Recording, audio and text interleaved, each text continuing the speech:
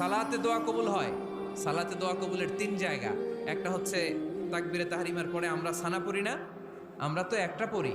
আল্লাহর হাবিব সুন্নাহ এবং নফল নামাজে আরো পড়তেন সানা, ওই দোয়া কবুল হয়। দুই নম্বর জায়গা সালাতে সেজদায় পড়ে দোয়া করলে কবুল হয়। আকরাবু মা ইয়াকুনুল আবদু মির রাব্বিহি ওয়া হুয়া সাজিদ ফাকসিরু ফিহি দুআ। বান্দা যখন সেজদায় লুটিয়ে পড়ে, বান্দা আল্লাহর সবচেয়ে কাছে চলে যায়। তা কিন্তু বিশ্বনবী বলে, সেজদাটা তোমার রবের কুদরতি পায়ের উপরে পড়েছে। সেজদায় পড়ে দোয়া করেন।